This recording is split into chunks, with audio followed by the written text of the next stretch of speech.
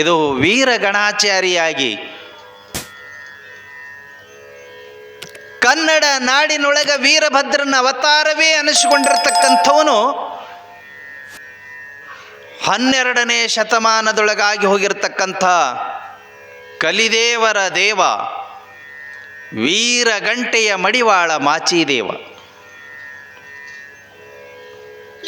ಮಡಿವಾಳ ಮಾಚಿ ತಂದೆಯನ್ನ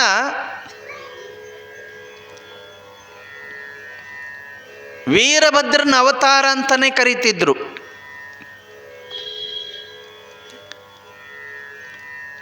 ಬಿಜಾಪುರ ಜಿಲ್ಲೆಯ ದೇವರ ಹೆಪ್ಪರಿಗೆಯಲ್ಲಿ ಜನ್ಮಿಸಿರ್ತಕ್ಕಂಥ ಮಡಿವಾಳ ಮಾಚಿದೇವ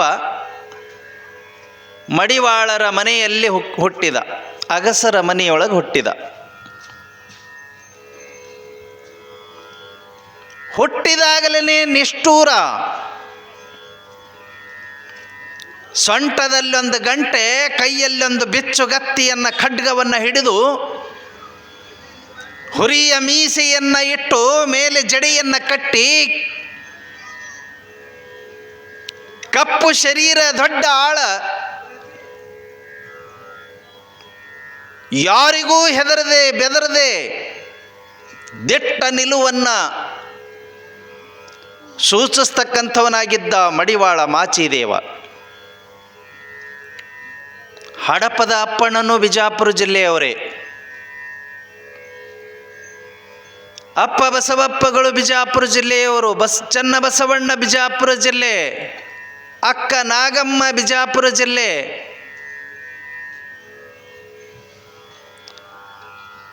ಇನ್ನು ಹಲವಾರು ಜನ ಶರಣರೆಲ್ಲರೂ ಬಿಜಾಪುರ ಜಿಲ್ಲೆಯವರೇ.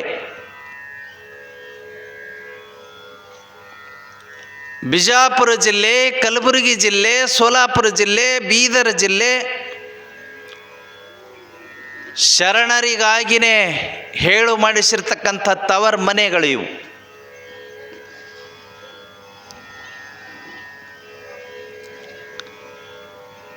ಈ ಮಡಿವಾಳ ಮಾಚಿದೇವ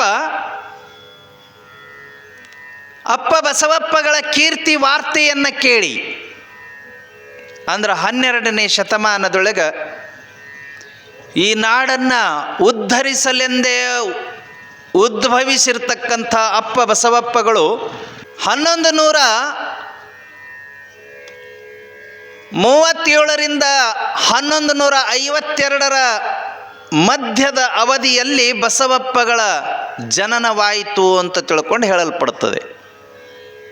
ಬಸವಪ್ಪಗಳ ಜನನ ಬಸವನ ಬಾಗೇವಾಡಿಯಲ್ಲಿರ್ತಕ್ಕಂಥ ಮಾದರಸ ಮಾದಲಾಂಬಿಕೆಯರ ಗರ್ಭ ಸಂಜಾತನಾಗಿ ಹುಟ್ಟಿದ ಅಂತ ತಿಳ್ಕೊಂಡು ಈಗಾಗಲೇ ಹಲವು ಕಡೆ ವಿದಿತವಾಗಿರ್ತಕ್ಕಂಥದ್ದು. ಶಾಸನದೊಳಗ ಮತ್ತು ಸಮಕಾಲೀನ ವಚನಕಾರರ ವಚನದೊಳಗೂ ಕೂಡ ಈ ಮಾತುಗಳು ಬರ್ತವೆ. ಬಸವಣ್ಣನ ಜನನ ಆದ ತಕ್ಷಣ ಕೂಡಲ ಸಂಗಮದಿಂದ ಜಾತವೇದ ಮುನಿಗಳು ಅಂತ ತಿಳ್ಕೊಂಡು ಬಂದು ಆ ಮಗುವಿಗೆ ಮಂತ್ರೋಪದೇಶವನ್ನು ಮಾಡಿದರು. ಬಸವಣ್ಣ ಅಂತ ಹೆಸರಿಡ್ರಿ ಅಂತ ತಿಳ್ಕೊಂಡು ಹೇಳಿದರು. ಅವರು ಕೂಡ ಬಸವಣ್ಣ, ಬಸವರಾಜ ಅಂತ ಹೆಸರಿಟ್ಟರು.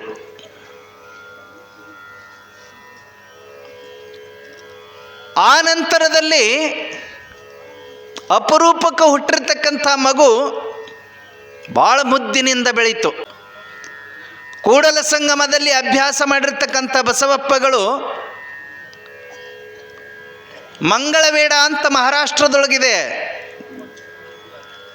ಜತ್ತ ತಾಲೂಕಿನೊಳಗ, ಸಾಂಗ್ಲಿ ಜಿಲ್ಲೆ ಒಳಗೈತಿ. ಅಲ್ಲಿ ಬಿಜ್ಜಳ ಇದ್ದ, ಅಲ್ಲಿ ಹೋಗಿ ಕರ್ಣಿಕ ವೃತ್ತಿಯನ್ನು ಪ್ರಾರಂಭ ಮಾಡಿದ. ಅಂದರೆ ಲೆಕ್ಕ ಪತ್ರಗಳನ್ನು ನೀಡೋದು, ಕಾರ್ಕೂನ ವೃತ್ತಿಯನ್ನು ಚಾಲೂ ಮಾಡಿದರು ಬಸವಪ್ಪಗಳು. ಯಾವಾಗ ಬಿಜ್ಜಳ 3ನೇ ತೈಲಪ್ಪನನ್ನು ಹೊರಗೆ ಹಾಕಿ ಕಲ್ಯಾಣದ ಗದ್ದುಗೆಯನ್ನು ಹಿಡಿದನೋ, ಆ ನಂತರದಲ್ಲಿ ಬಸವಪ್ಪಗಳನ್ನು ಕರೆಸಿಕೊಂಡು ಕಲ್ಯಾಣದೊಳಗೆ ಮಂತ್ರಿ ಪದವಿಯನ್ನು ಕೊಟ್ಟ.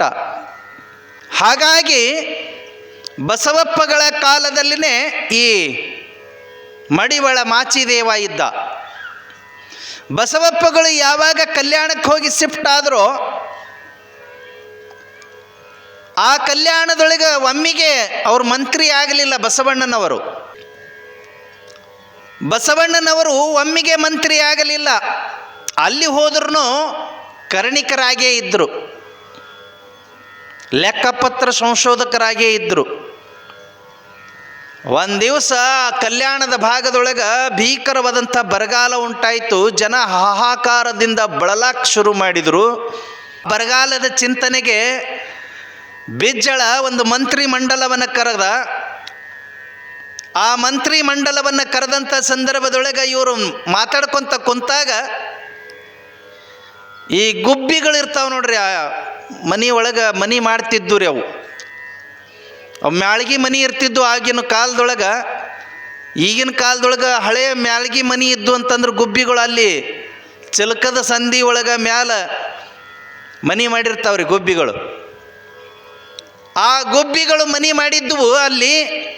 ಅವು ಏನೋ ಕೆಬ್ರಕೊಂತ ಹೋದಂಗೆಲ್ಲ ಒಂದು ತಾಡೋಲೆ ಕೆಳಗೆ ಬಿತ್ತರಿ ರಾಜನ ಮುಂದೆ, ಬಿಜ್ಜಳನ ಮುಂದೆ. ಏನೋ ಬಿತ್ತಲ್ಲ ಅಂತ ತಿಳ್ಕೊಂಡು ಯಾರೋ ಓಡಿ ಬಂದು ಅದನ್ನು ತಗೊಂಡ್ರು. ನೋಡಿದ್ರು ಅದ್ರ ಮ್ಯಾಲ ಲಿಪಿ ಇತ್ತು. ಬಿಜ್ಜಳ ಹಿಡ್ಕೊಂಡು ನೋಡ್ದ, ಏನು ಅರ್ಥ ಆಗಲಿಲ್ಲ. ಸಭೆಯೊಳಗಿರತಕ್ಕಂಥವ್ರು ಕೊಂಡಿ ಮಿಂಚಣ್ಣಾದಿಯಾಗಿ ಎಲ್ಲರ ಕೈಯೊಳಗೆ ಕೊಟ್ಟರು, ಯಾರಿಗೂ ಅರ್ಥ ಆಗಲೇ ಇಲ್ಲ. ಕೊನೆಗೆ ಬಸವಣ್ಣನ ಕರೆದು ಕೈಯಾಗ ಕೊಟ್ಟಾಗ ಬಸವಣ್ಣನವರು ಅದನ್ನು ನೋಡಿ ಕನ್ನಡಿನ ತರಿಸಿ ಕನ್ನಡಿ ಒಳಗೆ ಓದಿ ತೋರಿಸಿದ್ರು. ಅದು ಉಲ್ಟಾ ಬರ್ದಾರ, ಅದಕ್ಕೆ ಗೊತ್ತಾಗಿಲ್ಲ ನಿಮಗೆ ಅಂತ ತಿಳ್ಕೊಂಡು ಕನ್ನಡಿ ಒಳಗೆ ಓದಿ ತೋರಿಸಿದ ಬಳಿಕ ಸಿಂಹಾಸನದ ಕೆಳಗೆ ನಿಧಿ ಐತೆ ಅಂತ ಗೊತ್ತಾಯ್ತು. ಆ ನಿಧಿಯನ್ನು ತೆಗೆದು ಆ ನಿಧಿಯನ್ನು ಬಡವರಿಗೆ ಹಂಚಿದ ಬಳಿಕ ಬರಗಾಲಕ್ಕೆ ಒಂದಿಷ್ಟು ಆಶ್ರಯ ಸಿಕ್ಕಂಗಾಯಿತು. ಆವತ್ತಿನಿಂದ ವಿಶ್ವಾಸವನ್ನು ಗಳಿಸಿರ್ತಕ್ಕಂಥ ಬಸವಪ್ಪಗಳು ಬಿಜ್ಜಳನ ಮಂತ್ರಿ ಆದರು. ಹೀಗಾಗಿ ಕಲ್ಯಾಣದೊಳಗೆ ಮಹಾಮಂತ್ರಿ ಆಗುವಂಥ ಅವಕಾಶ ಬಸವಪ್ಪಗಳಿಗೆ ಬಂತು. ಆ ನಂತರದೊಳಗೆ ಅವರ ಕೀರ್ತಿ ವಾರ್ತೆಯನ್ನು ಕೇಳಿ ಮಡಿವಾಳ ಮಾಚಿದೇವರನ್ನು ಕಲ್ಯಾಣಕ್ಕೆ ಬಂದ. ಅಲ್ಲಿ ಮಡಿವಾಳ ಮಾಚಿದೇವರನ್ನು ವೀರಭದ್ರ ಅಂತ ಕರೀತಿದ್ರು, ವೀರಭದ್ರನ ಅವತಾರಿ ಅಂತ ಕರೀತಿದ್ರು. ಒಂದು ದಿವಸ ವೀರಭದ್ರನ ಅವತಾರಿಯಾಗಿರ್ತಕ್ಕಂಥ ಮಡಿವಾಳ ಮಾಚಿದೇವ ಅವ್ರದ್ದು ಒಂದು ಹೊಂಡ ಅಂತ ಐತ್ರಿ, ಮಡಿವಾಳ ಮಾಚಿದೇವರ ಹೊಂಡ ಅಂತೇಳಿ. ಈಗಲೂ ಕೂಡ ಅತ್ತಾಗ ಒಂದು ಕೆರೆ ಐತಿ, ದೊಡ್ಡದು, ಈ ಅಂಗಳದಷ್ಟು ದೊಡ್ಡದೈತಿ. ಅಲ್ಲಿ ಒಂದು ಬಾವಿ ಐತಿ. ಆ ಬಾವಿ ಒಳಗಿನ ನೀರು ತಗೊಂಡು ಶರಣರ ಬಟ್ಟೆಗಳನ್ನು ಮಡಿ ಮಾಡಿ ಅವನ್ನ ಅಲ್ಲೇ ಒಣಗಿಸಿ ಅವನ್ನ ಗಂಟು ಕಟ್ಟಿಕೊಂಡು ತಲೆ ಮೇಲೆ ಇಟ್ಟುಕೊಂಡು ಒಂದು ಕೈಯೊಳಗೆ ಗಂಟೆಯನ್ನು ಬಾರಿಸ್ತಾ ಒಂದು ಕೈಯೊಳಗೆ ಬಿಚ್ಚುಗತ್ತಿಯನ್ನು ಹಿಡಿದು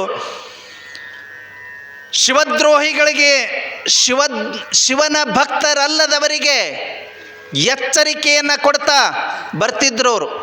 ಹೇ ದೂರ ಸರೀರಿ, ಶರಣರ ಮಡಿಬಟ್ಟೆ ಬಂದು ದೂರ ಸರೀರಿ ಅಂತ ತಿಳ್ಕೊಂಡು ಹೇಳ್ತಿದ್ರು. ಯಾರ ಕೊರಳೊಳಗೆ ಲಿಂಗ ಇಲ್ಲವೋ, ಯಾರು ಶಿವಭಕ್ತರಲ್ಲವೋ ಅವರೆಲ್ಲ ದೂರ ಸರಿಬೇಕು. ದೂರ ಸರಿಲಿಲ್ಲ ಅಂತೇಳಂತಂದ್ರೆ ಕೈಯೊಳಗಿರ್ತಕ್ಕಂಥ ಖಡ್ಗ ಪ್ರಹಾರ ಮಾಡ್ತಿತ್ತು, ಅವರನ್ನು ಕೊಂದು ಹಾಕ್ತಿತ್ತು. ಅಂಥದ್ದೊಂದು ನಿಯಮ ಮಡಿವಾಳ ಮಾಚಿದೇವ್ರದು. ಆ ದಿವಸ ತಗೊಂಡು ಬರುವಾಗ ದಾರಿ ಒಳಗೊಬ್ಬ ಬ್ರಾಹ್ಮಣ ಮಡಿವಾಳ ಮಾಚಿದೇವರನ್ನ ನೋಡದೇನೆ ಹೆಂಗೆ ಮುಟ್ಕೊಂತ ಹೋಗಿಬಿಟ್ಟ. ಮುಟ್ಟದ ಮುನ್ನ ತಲೆ ಮೇಲಿರ್ತಕ್ಕಂಥ ಗಂಟನ್ನು ಆಕಾಶಕ್ಕೆ ಹೋಗಿದ್ರೆ ಆಕಾಶದೊಳಗೆ ಹಿಂಗೆ ನಿಂತಿತ್ತಂತೆ ಆ ಗಂಟು. ತಮ್ಮ ಕೈಯೊಳಗಿರ್ತಕ್ಕಂಥ ಖಡ್ಗದಿಂದ ಹೇ ಭವಿಯಾಗಿರ್ತಕ್ಕಂಥ ಬ್ರಾಹ್ಮಣನೇ, ಶಿವಭಕ್ತರ ಬಟ್ಟೆ ಮಡಿಲಿಂದ ತಗೊಂಡು ಹೋಗ್ತಾ ಇದ್ದೀನಿ ಅನ್ನೋದು ಗೊತ್ತಿದ್ದನು ಮುಟ್ಟಾಕ್ ಬಂದಿಯಲ್ಲ ಅಂತ ತಿಳ್ಕೊಂಡು ಹೇಳಿ ತಮ್ಮ ಕೈಯೊಳಗಿರ್ತಕ್ಕಂಥ ಖಡ್ಗದಿಂದ ಕಾಡಂತೇಳಿ ಚೆಂಡ ಕಡಿದ್ರೆ ಆ ತಲೆ ಎತ್ತಾಗ ಹೋತೋ ಗೊತ್ತೇ ಇಲ್ಲ, ಆಕಾಶದ ಎತ್ತರಕ್ಕೆ ಹಾರು ಹೋತಂತೆ. ದಂಡ ವಿಲಿ ವಿಲಿ ಅಂತ ಒದ್ದಾಡ್ಕೊಂಡು ಬಿತ್ತು. ರಾಜನಲ್ಲಿಗೆ ದೂರ ಹೇಳಿದರು ಬಿಜ್ಜಳನಲ್ಲಿಗೆ. ಬಿಜ್ಜಳ ಅವನ್ನ ಹಿಡ್ಕೊಂಡು ತೊಗೊಂಬರ್ರಿ ಅಂತ ತಿಳ್ಕೊಂಡು 4 ಜನ ಸೈನಿಕರನ್ನು ಕಳಿಸಿದ್ರ. ಆ ಸೈನಿಕರು ಬಂದು ಇವನ್ನ ಎಳ್ಕೊಂಡು ಹೋಗಬೇಕು ಅಂತ ತಿಳ್ಕೊಂಡು ಮುಟ್ಟಾಕ ಬಂದಾಗ ಮುಟ್ಟಬೇಡ್ರಿ ನಾನು ಮಡಿ ಒಳಗದೀನಿ ಅಂತ ತಿಳ್ಕೊಂಡು ಹೇಳ್ದ. ಆದ್ರೆ ಅವರು ರಾಜನಪ್ಪಣೆ ಅಂತ ತಿಳ್ಕೊಂಡು ದರ್ಪದಿಂದ ಮುಟ್ಟಕ್ಕೆ ಬಂದಾಗ ಆ 4 ಜನರನ್ನು ಸಂಹಾರ ಮಾಡ್ದ. ಇತ್ತ ಬಸವಪ್ಪಗಳನ್ನು ಕರೆಸಿ, ಏನು ಬಸವಪ್ಪಗಳೇ ನಿಮ್ಮ ಶರಣರ ಹಾವಳಿ ಭಾಳ ಆತ ಕಲ್ಯಾಣದೊಳಗೆ, ಇದೇ ರೀತಿ ಮಾಡ್ಕೊತ ಹೋದ್ರಿ ಹೆಂಗೆ? ಒಂದಿಷ್ಟು ಮುಟ್ಟಿದಕ್ಕೆ ಕೊಲೆ ಮಾಡ್ತಾರೇನು? ಯಾರ ಕೊಲೆ ಮಾಡುವವ್ರನ್ನ ಶರಣರು ಅಂತಾರೇನು ಅಂತ ತಿಳ್ಕೊಂಡು ಭಾಳ ಬೇಸರದಿಂದ ಬಿಜ್ಜಳ ಬಸವಣ್ಣನವರಿಗೆ ದೂರದ. ಬಸವಣ್ಣನವರು ಬಿಜ್ಜಳನಿಗೆ ತಿಳಿ ಹೇಳಿದರು, ನಮ್ಮ ಶರಣರು ಸುಮ್ಮನೆ ಹಂಗೆ ಕೊಲ್ಲುವವರಲ್ಲ, ವಿಚಾರ ಮಾಡಿ ಮಾತನಾಡು ಬಿಜ್ಜಳ, ಸ್ವಲ್ಪ ಆ ವಿಷಯ ಏನು ಅಂತ ತಿಳ್ಕೊಳಂತಂದರು. ಏನು ತಿಳ್ಕೊಳ್ಳೋದೈತಿ? ಒಂದಿಷ್ಟು ಮುಟ್ಟಿದ್ನಂತ ಕೊಂದನಂತ. ಮತ್ತು ನಾನು 4 ಜನರನ್ನು ಕಳಿಸಿದ್ದೆ, ಆ 4 ಜನ ಸೈನಿಕರನ್ನು ಕೊಂದು ಹಾಕಿಬಿಟ್ಟ. ಇದೇ ನ್ಯಾಯವೇ ಅಂತ ತಿಳ್ಕೊಂಡು ಕೇಳ್ದ. ಆ ತಕ್ಷಣದೊಳಗಿನ ಬಿಜ್ಜಳ ಅಷ್ಟಕ್ಕೆ ಸುಮ್ಮನಾಗಲಿಲ್ಲ. ಬಸವಣ್ಣನವರು ಎಷ್ಟು ಬುದ್ಧಿ ಹೇಳಿದ್ರು ಸುಮ್ಮನಾಗಲಿಲ್ಲ. ಒಂದು ಆನೆಗೆ ಸೆರೆ ಕೊಡಿಸಿ ಆ ಆನೆಯನ್ನು ಕಳಿಸಿದರು. ಆ ಮಡಿವಾಳ ಮಾಚಿದೇವರನ್ನು ತುಳಿದು ಸಾಯಿಸಿಬಿಡ್ರಿ ಅಂತ ತಿಳ್ಕೊಂಡು ಸೆರೆ ಕೊಡಿಸಿಕೊಂಡು ತಗೊಂಡು ಬಂದ ಅಲ್ಲಿ ಬೀದಿ ಒಳಗೆ ಬಿಟ್ಟಾಗ ಮಡಿವಾಳ ಮಾಚಿದೇವರನ್ನು ನೋಡಿ ಗೀಳಿಡ್ತಾ ಬಂತದು ಆನೆ. ಗೀಳಿಡ್ತಾ ಬಂದಾಗ ಹೋ ಹೋ ನಿಲ್ಲು, ಬರಬೇಡ ಕರಿ ಅಂತ ತಿಳ್ಕೊಂಡು ಹೇಳ್ದ ಮಡಿವಾಳ ಮಾಚಿದೇವ. ಅದು ಗೀಳಿಡ್ತಾ ಹಾಗೆ ಬಂದಾಗ ಮಡಿವಾಳ ಮಾಚಿದೇವರು ಓಡಿ ಹೋಗಿ ಅದರ ಸೊಂಡಿಲ ಮೇಲೆ ಕಾಲಿಟ್ಟು ಅದರ ಕಪೋಲವನ್ನು ತಮ್ಮ ಎಡಗೈಯೊಳಗಿರ್ತಕ್ಕಂಥ ವೀರ ಗಂಟೆಯಿಂದ ಹಿಂಗೆ ತಿವಿದ್ರೆ ಒಂದ ಹೊಡೆತಕ್ಕನ ಸತ್ತು ಹೋಗಿತ್ತಂಥದ್ದು ಆನೆ. ಒಂದ ಹೊಡೆತಕ್ಕ ಸತ್ತು ಹೋತಲ್ಲ, ಅದನ್ನು ಬಿಜ್ಜಳನಿಗೆ ಗೊತ್ತಾದ ಬಳಿಕ ನಡಿಗೆ ಬಿಟ್ಟ. ಮಹಾಪುರುಷನಾಗಿರ್ತಕ್ಕಂಥ ಮಡಿವಾಳ ಮಾಚಿದೇವನ ದರ್ಶನ ಮಾಡಬೇಕು ಅಂತ ತಿಳ್ಕೊಂಡು ತಾನೇ ಸ್ವತಃ ನಡ್ಕೊಂಡು ಬಂದ. ಶರಣಾಗತನಾಗು, ಮುಂದಿನ ಪರಿಣಾಮ ನೋಡು ಅಂತ ತಿಳ್ಕೊಂಡು ಬಸವಪ್ಪಗಳು ಬಿಜ್ಜಳನಿಗೆ ಹೇಳಿದಾಗ ಬಂದು ಶರಣಾಗತನಾಗಲಿಕ್ಕಾಗಿ ಶಾಂತನಾಗಿರ್ತಕ್ಕಂಥ ಮಡಿವಾಳ ಮಾಚಿದೇವ ತನ್ನ ಕಮಂಡಲದೊಳಗಿರ್ತಕ್ಕಂಥ ನೀರಿನಿಂದ ಆ ಆನೆಗೆ ಮರುಜೀವ ಕೊಟ್ಟ. ಆ 4 ಜನ ಸೈನಿಕರಿಗೆ ಮರುಜೀವ ಕೊಟ್ಟ. ಆಕಾಶದ ಎತ್ತರಕ್ಕೆ ಹಾರಿ ಹೋಗಿರ್ತಕ್ಕಂಥ ತಲೆ ಆಕಾಶದೊಳಗೆ ನಿಂತಿತ್ತು. ಅದನ್ನು ಮತ್ತೆ ಮರಳಿ ಬರುವಂತೆ ಮಾಡಿ ಆ ತಲೆಯನ್ನು ಆ ಬ್ರಾಹ್ಮಣನ ಮುಂಡಕ್ಕೆ ಹಚ್ಚಿ ಅವನಿಗೂ ಮರುಜೀವವನ್ನು ಕೊಟ್ಟ. ಇದು ಬಸವ ಪುರಾಣದೊಳಗೂ ಬರ್ತದೆ, ಮಡಿವಾಳ ಮಾಚಿದೇವರ ಚರಿತ್ರೆ ಒಳಗೂ ಬರ್ತದೆ. ಅದಕ್ಕೆ ಆ ಮಡಿವಾಳ ಮಾಚಿದೇವರಿಗೆ ಒಂದು ಕೈಯೊಳಗೆ ಖಡ್ಗ, ಒಂದು ಕೈಯೊಳಗೆ ಗಂಟೆ ಇರೋದ್ರಲ್ಲಿಂದ ವೀರ ಮಡಿವಾಳ ಮಾಚಿದೇವರು ವೀರಭದ್ರನ ಅವತಾರ ಅಂತ ಹೇಳ್ತಾರೆ. ಕಲ್ಯಾಣ ಕ್ರಾಂತಿಯಾದ ಬಳಿಕ ಸೈನ್ಯವನ್ನು ಶರಣರ ಸೈನ್ಯವನ್ನು ತಗೊಂಡು ಜಮಖಂಡಿ ಭಾಗದಿಂದ ಈ ಕಡೆಗೆ ಉಳುವಿ ಕಡೆಗೆ ಹೊಂಟಿದ್ರು. ಉಳುವಿ ಕಡೆಗೆ ಹೋಗಬೇಕಾದ್ರೆ ಆ ಸೈನ್ಯದ ಮಧ್ಯದೊಳಗೆ ನಮ್ಮ ಮಡಿವಾಳ ಮಾಚಿದೇವರು ಇದ್ದರು. ನಾಗಮ್ಮನ ಸೈನ್ಯವೂ ಇತ್ತು, ಚನ್ನಬಸವಣ್ಣನ ಸೈನ್ಯವೂ ಇತ್ತು. ನಾಗಮ್ಮಳ ಸೈನ್ಯ ಅಂದರೆ ಚನ್ನಬಸವಣ್ಣನ ತಾಯಿ, ಬಸವಣ್ಣನ ಅಕ್ಕ.